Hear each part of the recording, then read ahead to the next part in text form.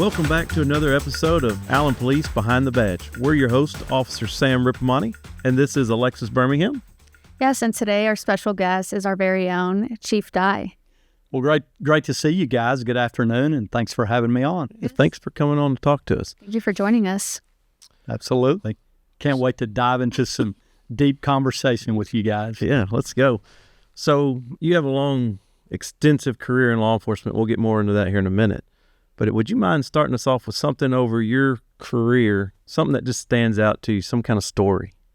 Well, Alexis, I think you just called me old because I am going into my 41st year of public service. So, you know, Sammy, I get that question a lot. I mean, I don't know one story to really focus on. I think, you know, what a lot of people don't probably know about me, I actually grew up on a farm and a ranch up in the Panhandle on the Palo Duro Canyon, or God's country, as I call it. From a really small town, graduated with 21 other classmates. And, you know, I loved farming and ranching, but for whatever reason, I always wanted to be a police officer. So I drove 8 hours from home because I was told that, you know, Sam Houston State University is the best criminal justice college in the world, and didn't know a soul. Went down there, worked at a sporting goods store full-time during the school year, worked summers and Christmas back on the farm and the ranch, and worked my way through school, got my degree, and I started in 1984 as a Houston police officer. And then, you know, probably one of my other loves was I love sports. I love football as a rodeo cowboy, but I wasn't good enough to do either one of those for money. Yeah. So I had to get a real job as a police officer. But seriously, I've been really blessed. I'm one of the few people that I know that's really lived my professional dream. So, you know, every day that I come in, I'm very thankful for that opportunity. So where did you start your career out? It was in Houston? Yeah, it was Houston, PD, 1984. Sorry if any of our listeners are from Houston. I loved working in Houston. Was not a big fan of living in Houston. I'm from that area. You know, I'm from the high plains up in the Panhandle where it's really dry, and I never really could get used to that humidity. So, you know, I've got family in North Texas, moved back up to North Texas, was with Garland PD for about 14 years. And at the urging of my wife, I promoted and became an assistant chief in 2004. And then my first chief's job was in Colleyville in 2010. Went on to be chief in Grand Prairie for about 9 years. They asked me to be the city manager. I did that for about 3 years, learned a lot, but I'm definitely a lot more of a cop than I am a city manager. So excited to return to policing. Before coming to Allen, you had some ties to Allen at one time, right? Yeah, we lived here when I worked in Garland. Both of our girls graduated high school here. And Allen Eagles. The Allen Eagles, loved the city. So when I retired last year as city manager, thankfully I was blessed with several opportunities to return to policing, and the Allen opportunity head and shoulders above the other great opportunities. So glad to be back, glad to be leading this great department and, you know, just trying to make us better, but certainly thankful that I inherited a bunch of great men and women like you, Sammy, and then I was smart enough to bring Alexis with me. Well, we appreciate that. So you got the package deal, you know. Yeah. Alexis worked for me in Grand Prairie, and so glad to have her here in Allen with us. So we feel very lucky to have you here in Allen. I may be wrong, but didn't you turn us down once, though?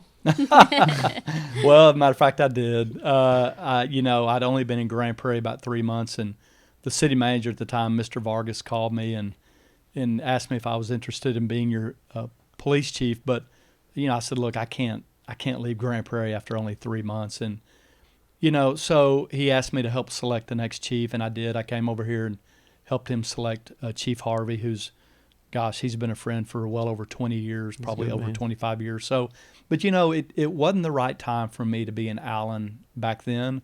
I think with my background experiences and really, you know, now's the better time for me to be here.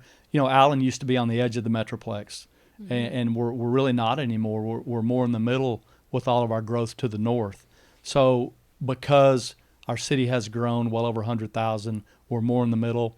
We're starting to experience more big city problems, more encroachment, particularly from the criminal element at night trying to come in to our city to offend. So I think my style of policing and my background is probably a little bit better fit now. The good Lord always puts us where he needs us. Absolutely. And I'm a big believer in that. So I think now is the time for me to be here. Again, just taking over a great department and seeing how we can get better. And, we may talk about it, but I think a lot of the crime strategies that we've employed, we're already seeing some really good returns on investment. Yeah. So Absolutely. I think that's probably worth diving into at some point. We feel blessed to have you here. Chief Harvey was a great man, but the new life, new direction has been a breath of fresh air for everybody here in the department. So, as a whole, in law enforcement, what kind of struggles are we seeing? Like, what challenges are we facing with recruitment for new officers and trying to convince people, hey, this is still a great profession? Yeah, I think really if you go back historically, as a profession, we did a terrible job of directing the narrative. Look, I was throwing footballs with kids back in 1984, but we as a profession didn't take time to really educate the public on all that community policing that we were doing.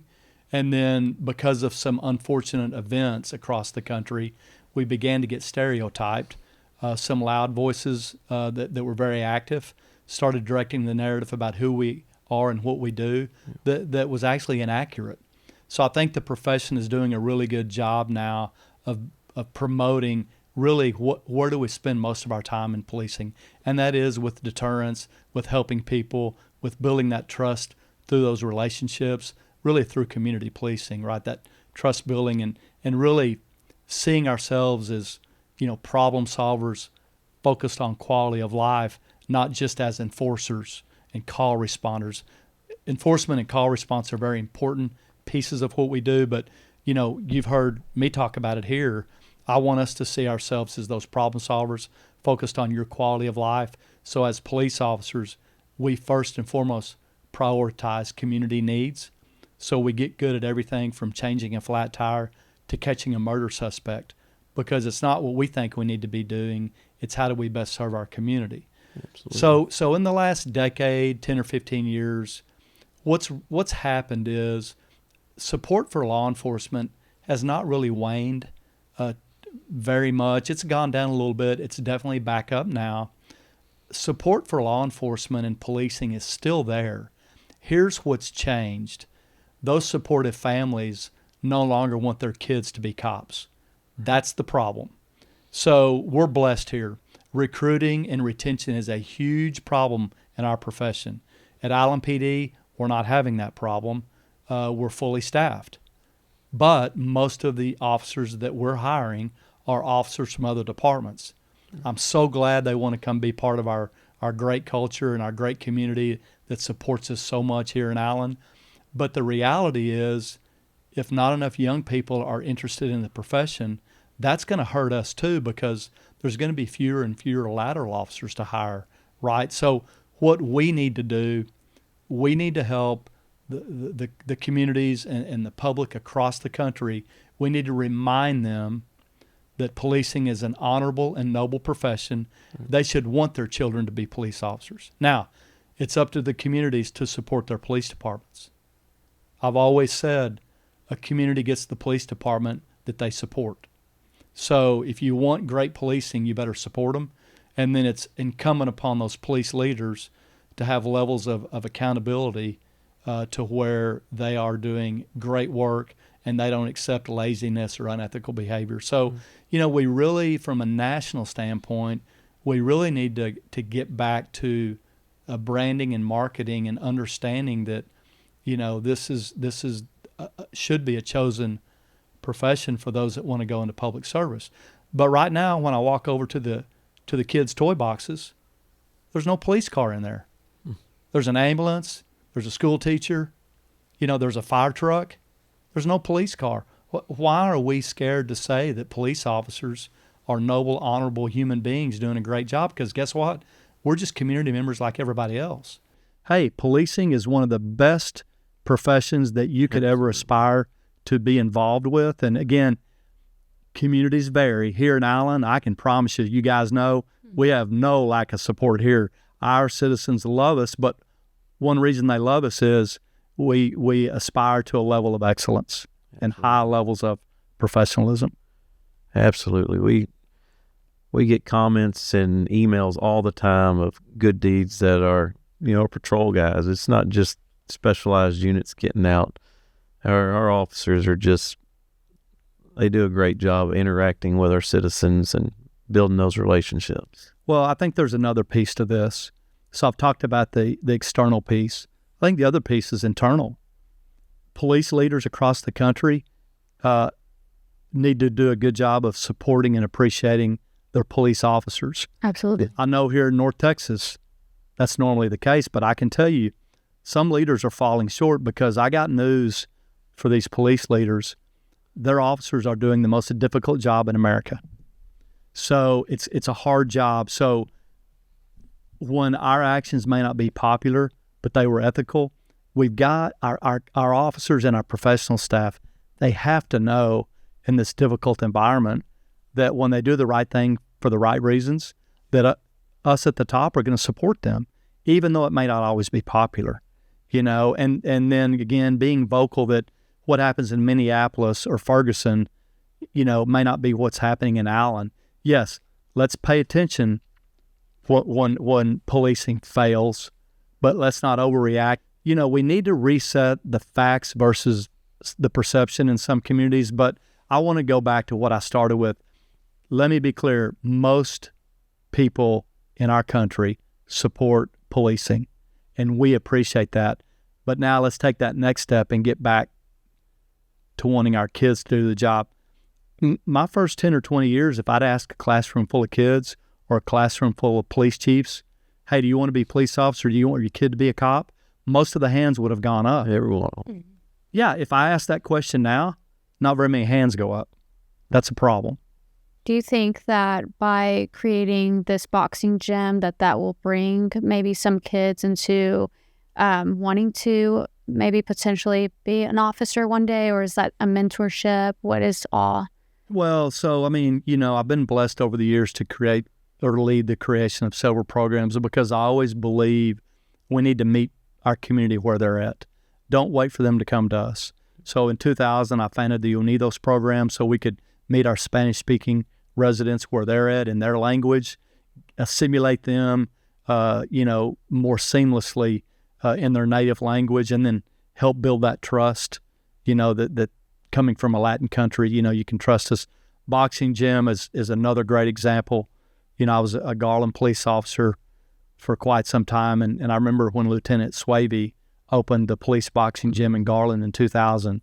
I was there with him, and then, fast forward, I get to Grand Prairie. We opened our boxing gym there in 2012, and now here on February 3rd, we're going to be opening the Allen Police Youth Boxing Gym. Really a great program because that's not about creating the next world title holder. I'd love it if a professional boxer would come out of our gym, but our focus is on mentorship. So there'll be a police officer in the gym every day with the coaches, volunteer citizen coaches. This is an opportunity for kids to come in who want to get in better shape and learn the sport of boxing. Not everybody wants to be on a team, in a team sport, so this is another outlet for them, but it's about helping them gain confidence, understand discipline, understand that when you set goals, how do you work to achieve the goal, and then be proud of that accomplishment when you do get there, but really just help develop them to be great civic-minded adults. Yeah, that's exciting. We took a big part in trying to help get that set up, and by big part, we swept, we dusted, we hung signs. You're not giving yourself enough credit because I saw Alexus over there on the scissor lift dusting the. Oh yeah, she likes heights more than I do. I'm not a big fan of heights, and she has no fear. Clearly, no. The gym looks great. You guys worked really hard for a solid week on that thing, and another indication of our community. We've raised a significant amount of private funding. We've just ordered the equipment, the boxing and the fitness equipment. We've got the ring donated to us by Guns and Hoses North Texas. So it's been a community effort. And then we'll have the first police youth boxing gym in Collin County.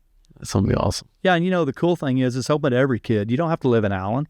If we can help a kid, we're going to help a kid. That's great. Yeah, we're hoping to kick it off Monday, February 3rd. And, of course, you can, email APDBoxingGym at cityofallen.org for more information. It's going to be a lot of fun. I've already talked to you. We didn't hire, but we have a volunteer head coach now, right? Yeah. Jerry Jimenez has stepped up to be our head coach. Tomorrow night, we've got a coaches meeting to identify our other coaches. And then right after the first of the year, we'll have a couple of parent meetings to talk to them about the program. And then again, we hope the doors to be open February 3rd. And it's for kids ages 10 to 18, correct? Yeah, male or female, 10 to 18. You know, if you're 12 years old and you got a 9-year-old sibling, we can make some exceptions. Yeah. But yeah, generally speaking, that's the age group. Is there a cost? Very low cost. So the equipment we're going to provide at cost, the registration for USA Boxing is $50. But if there's a financial need and the family just can't pay that amount, then we're going to help pay that.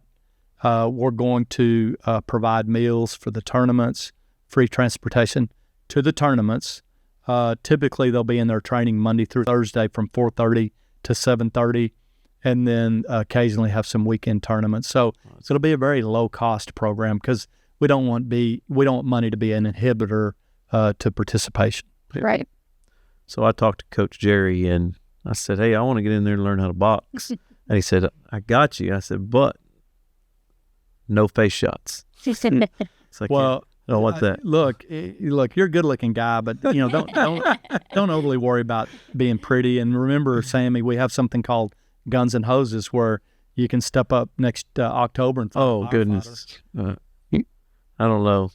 We'll see how the training goes starting in February. Okay. You plan to step in the ring or? Let me think. No, I've been asked that many times over the years, and my answer is always a quick no. I mean.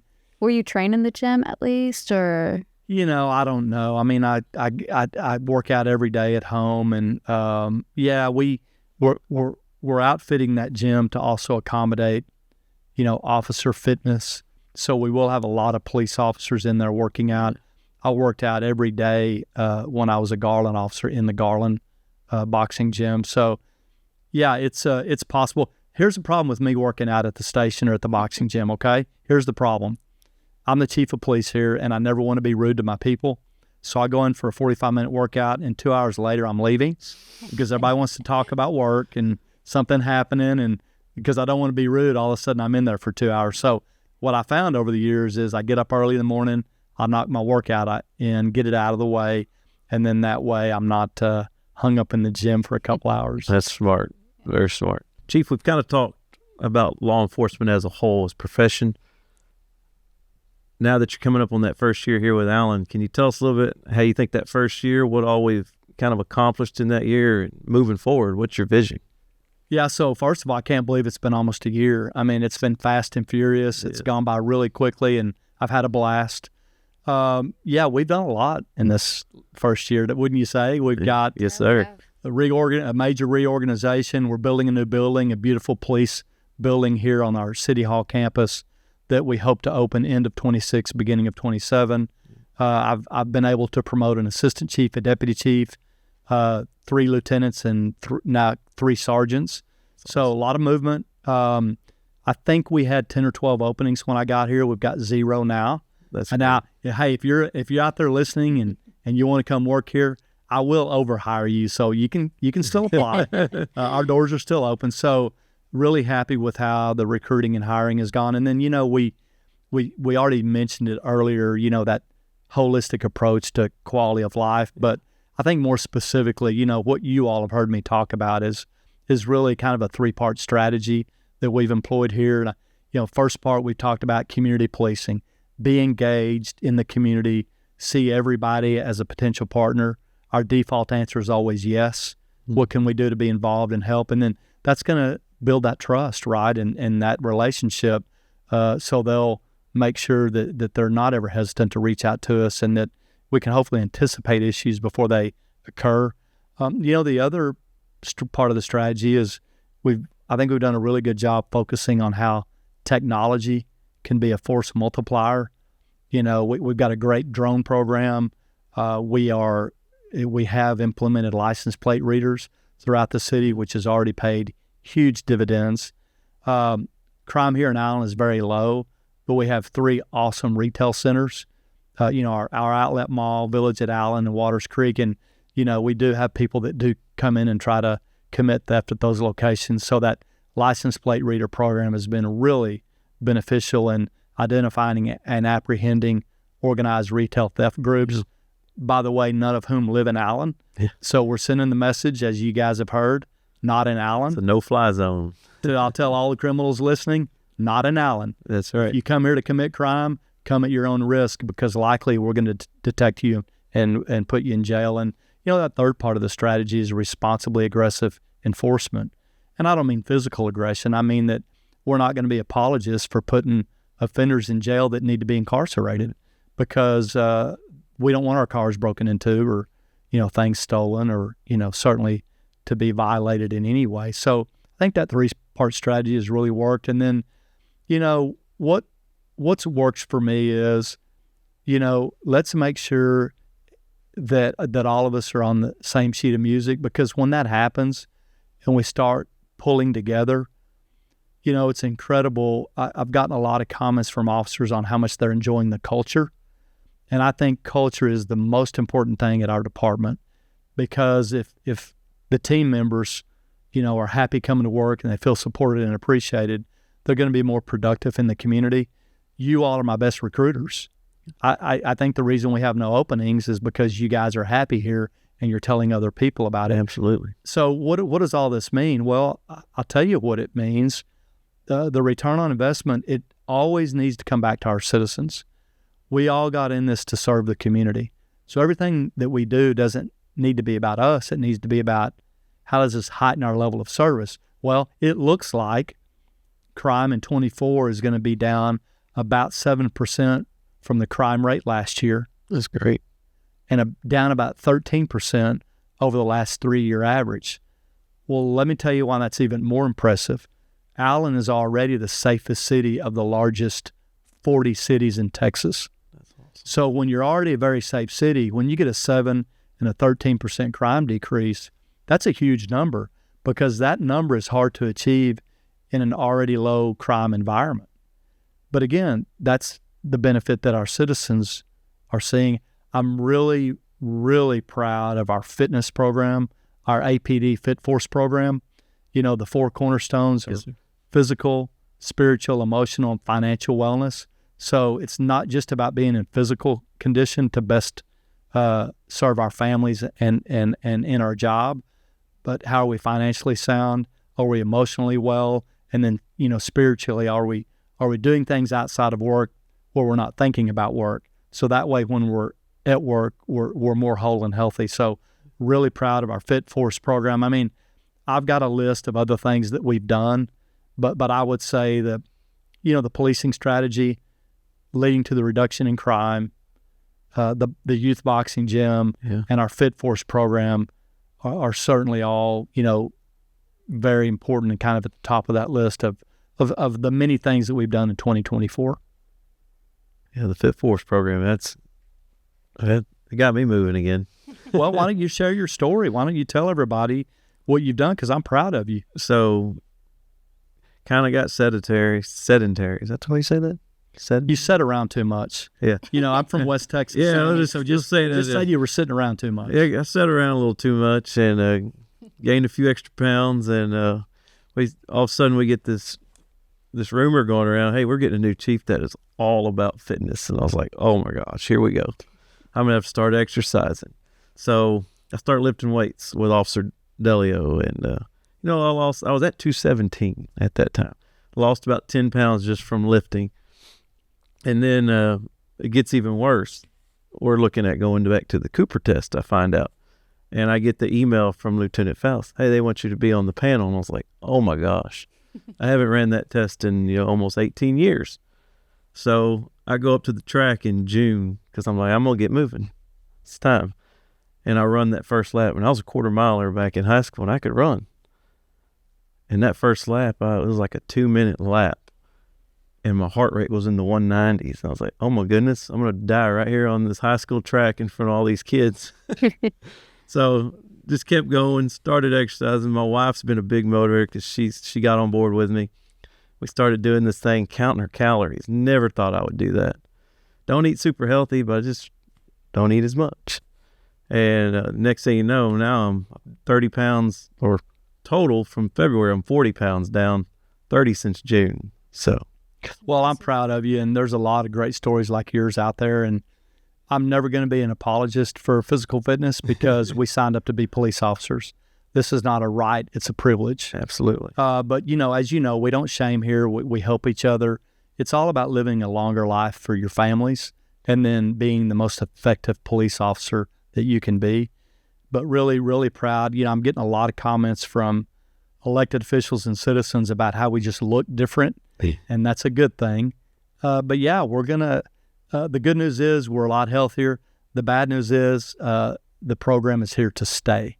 It's not going anywhere. So I know we talked the other day, and you said 34 is your goal for next year. Yeah.